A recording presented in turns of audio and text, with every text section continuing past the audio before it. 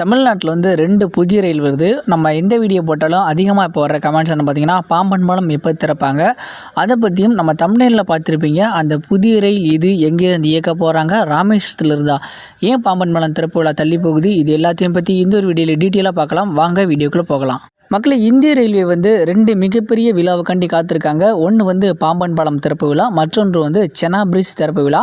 இந்த ரெண்டுலேயும் வந்து சிஆர்எஸ் சோதனை ஓட்டம் வெற்றியடைந்து அவங்கள வந்து ரயில்களை இயக்க அனுமதி கொடுத்தாலும் இதை வந்து தள்ளி போட்டுக்கிட்டே இருக்காங்க. அதற்கான ஒரு ஐடியா வந்து நமக்கு இப்போ கிடச்சிருக்கு. நாமளும் சொன்னோம் பிப்ரவரி எண்டில் திறந்துருவாங்க, மார்ச்சில் திறந்துருவாங்கன்னு. ஸோ திறந்துருவாங்கன்னு நினச்சி தான் நம்ம சேனலை வந்து தொடர்ந்து பார்த்திங்கன்னா தெரியும். ராமேஸ்வரத்துலேருந்து கும்பமேளாவுக்கு கோமதி நகர் வரைக்கும் ரயில்களை இயக்க வந்து பரிந்துரை கூட பண்ணியிருந்தாங்க. ஆனால் வந்து திறப்பு விழா தள்ளி போயிடுச்சு. என்ன காரணம் அப்படின்னு பார்த்தோம்னா, எலக்ட்ரிஃபிகேஷன் தான் காரணமா, இல்லை பிரதமர் அலுவலகத்தில் டேட்டு கொடுக்கலையா அப்படிங்கிறதும் தெரியல. கண்டிப்பாக வந்து இது ஒரு விஷயத்தை நம்மளோட பிரதம மந்திரி தான் துவங்கி வைப்பார். ஏன் அப்படின்னு பார்த்தோம்னா, இது வந்து ஆசியாவிலேயே முதல் செங்குத்து தூக்கு பாலம். நாட்டிலே, அதாவது ஆசியா கண்டத்தில் மொத்தத்தில் 48 நாடு இருக்குது. 48 நாட்டிலையும் இந்த மாதிரி ஒரு பாலம் கட்டமைப்பு எங்கேயுமே கிடையாது. அதனால் வந்து இது ஒரு பிரம்மாண்டமான விழாவாக இருக்கும். அடுத்து பார்த்தோம்னா செனாப். இந்த செனாப் வந்து உலகத்திலேயே மிக உயரமான ரயில்வே பாலம். உலகத்தில் இதை விட உயரமான ரயில்வே பாலம் எங்கேயுமே கிடையாது. நம்ம இந்தியாவில் தான் இருக்குது. அப்போ நம்ம வந்து ஒரு மிகப்பெரிய மைல்ஸ்டோன் அச்சீவ் பண்ணியிருக்கோம். ஆனால் வந்து இது ரெண்டையும் கனெக்டிவ் பண்ணுற மாதிரி தான் இப்போ நமக்கு கிடச்சிருக்க நியூஸ் கிடச்சிருக்கு. என்னென்னு பார்த்தோம்னா, ராமேஸ்வரத்துலேருந்து ஸ்ரீநகருக்கு ரயில்கள் இயக்கப்படுமா அப்படிங்கிறது தான். ஸோ ரயில்வே துறை வந்து ராமேஸ்வரத்துலேருந்து ஸ்ரீநகருக்கு ரயிலை இயக்க ஒரு திட்டமிட்டிருக்கதா ஒரு நியூஸ். ஆனால் வந்து இது எப்படி நம்ம சொல்கிறோம் பார்த்தோம்னா, இந்த 2 பாலமும் மிக முக்கியமான பாலம் உலகத்திலேயே, நம்ம ஆசியா கண்டத்தில் வச்சுக்கோங்களேன். ஏன்னா வந்து செனாப் அண்ட் பாம்பன் பாலம் இது ரெண்டையும் கனெக்ட் பண்ணுற மாதிரி ஒரு ட்ரெயின் விட்டால் அது ஸ்ரீநகர் போகுமா, இல்லை ஸ்ரீநகருக்கு பதிலாக பாராமுல்லா அல்லது பாட்காம். ஏன்னா ஸ்ரீலங்காவில் வந்து மொத்தமாக 4 ட்ராக்கு 3 பிளாட்ஃபார்ம் தான். அங்கே வந்து பிட்லைன் ஃபெசிலிட்டிஸ் கிடையாது. ஸோ அதுக்கடுத்து பாராமுல்லா அல்ல பாட்காமில் தான் பிட்லைன் இருக்கிறதுக்கான வாய்ப்புகள் இருக்குது. ஸோ அங்கே எங்கேயாச்சும் பராமரிப்பு பண்ணுறாங்களா அப்படிங்கிறது தெரில. ஆனால் பாதுகாப்பு காரணங்களுக்காக இந்த ரயில்கள் வந்து காட்ரா வரைக்கும் தான் போகும். காட்ராவில் இருந்து டெடிக்கேட்டடாக ட்ரெயின்ஸ் போகும் அப்படின்னு தான் சொல்லியிருந்தாங்க. ஒருவேளை இங்கேருந்து ஸ்ரீநகர் வரைக்கும் நம்ம வந்து டேரெக்டாக டிக்கெட் எடுத்துகிட்டு காட்ராவில் இறங்கி அதே டிக்கெட் வச்சு இன்டர்சேஞ்ச் ஆகிக்கலாமா அப்படிங்கிறதும் தெரியல. ஆனால் வந்து ராமேஸ்வரத்தில் ரயில் வரப்போகிறது என்னமோ கன்ஃபார்ம் தான். ஆனால் கன்னியாகுமரியிலேருந்து கேட்குறேன்னு சொல்கிறாங்க. ஆனால் கன்னியாகுமரியிலேருந்து கேட்டாலும் கன்னியாகுமரிக்கு ரயில்வே அமைச்சகம் கொடுக்கும் அப்படின்னு பார்த்தோம்னா நம்மளால் உறுதியாக சொல்ல முடியாது. ஏன் அப்படின்னு பார்த்தோம்னா, கன்னியாகுமரியிலேருந்து ஆல்ரெடி வந்து ஜம்மு காஷ்மீருக்கு இணைப்பு இருக்குது. அதாவது குமரி முதல் காஷ்மீர் வரை. ஏன் அப்படி சொல்கிறேன்னு பார்த்தீங்கன்னா, கன்னியாகுமரியிலேருந்து ஹிம்சாகர் எக்ஸ்பிரஸ்னு ஒரு ட்ரெயின் ரன் ஆகுது. இந்த ஹிம்சாகர் எக்ஸ்பிரஸ் அப்படிங்கிறது வந்து கன்னியாகுமரியிலேருந்து புறப்பட்டு திருவனந்தபுரம், அதாவது கேரளா பகுதிகள் வழியாக வந்து தமிழக பகுதிகள் மீண்டும் அடைஞ்சு வந்து இது வந்து ஸ்ரீ மாதா வைஷ்ணோ தேவி காட்ரா வரைக்கும் போகுது. 2வது ரயில் எதுன்னு பார்த்தோம்னா, 2வது ரயில் திருநெல்வேலியிலிருந்து ஸ்ரீ மாதா வைஷ்ணோ தேவி காட்ரா போகிற ரயில். இந்த ரயில் வந்து மதுரை, திண்டுக்கல், கரூர், ஈரோடு வழியாக வந்து பயணித்து ஸ்ரீ மாதா வைஷ்ணோ தேவி காட்ராவை சென்று சேருது.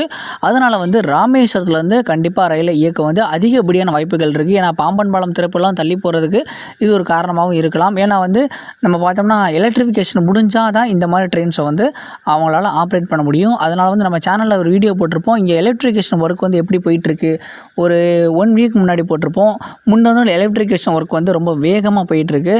அதனால் எலக்ட்ரிஃபிகேஷன் முடிச்சு தான் இது திறப்பாங்க அப்படிங்கிறது என்னோட ஒரு ஒப்பீனியன். உங்களோட கருத்தை வந்து நீங்கள் கண்டிப்பாக கமெண்ட்டில் சொல்லுங்கள். சப்போஸ் எலக்ட்ரிஃபிகேஷனுக்கு முன்னாடியே திறந்தாலுமே வந்து எலக்ட்ரிஃபிகேஷன் முடிச்சதுக்கப்புறம் புதுசாக வந்து ட்ரெயினை லான்ச் பண்ணுவாங்க. அப்போ வந்து அமிர்த் பாரத், வந்தே பாரத் அண்ட் நமோ பாரத் இது 3யுமே நம்ம எதிர்பார்க்கலாம். ஏன் நமோ பாரத், வந்தே பாரத் ஓகே, அமிர்த் பாரத் ஓகே, நமோ பாரத் எப்படி வரும்னு கேட்டிங்கன்னா வரும். ஏன்னா வந்து Rameswaram is one of the major and important tourist place. ரொம்ப ரொம்ப முக்கியமான பகுதி. தென்னிந்தியாவிலே மிகவும் ஒரு முக்கியமான சுற்றுலா ஸ்தலம். அதே மாதிரி தமிழ்நாட்டில் பார்த்திங்கன்னா 3வது இடத்துல வந்து அதிக சுற்றுலா பயணிகள் வந்து 3வது இடமா வந்து ராமேஸ்வரம் வந்து விளங்கி இருக்குது. பார்த்தோம்னா இது ஒரு புனிதமான நகரம். வடக்குலேருந்து நிறைய மக்கள் வந்து அவங்களோட அந்த பாவங்களை கழுவிட்டு அந்த ராமாயணம், எனக்கு அதை பற்றி டீட்டெயிலாக தெரியாது, இருந்தாலும் வந்து அவங்களோட நம்பிக்கையின் அடிப்படையில் வந்து ஆயிரக்கணக்கான லட்சக்கணக்கான மக்கள் வந்து செல்கிறாங்க. அவங்களுக்கு ஒரு சிறந்த போக்குவரத்து ஏற்படுத்தி கொடுக்கணும். ஏன்னா வந்து இந்தியாவிலே மிகவும் லாங்கஸ்ட் தூரம் போகிற ஹம்சாஃபர் எக்ஸ்பிரஸும் ராமேஸ்வரத்துலேருந்து தான் போகுது. ராமேஸ்வரத்துலேருந்து ஃபெரோஸ்பூர் வரைக்கும் போகுது. அதனால் வந்து ஒரு மலிவு விலையில் மக்கள் வந்து செல்லணும் அப்படிங்கிறதுக்காண்டி வந்து இந்த அமிர்த் பாரத் ராமேஸ்வரம் இயக்கப்படலாம்.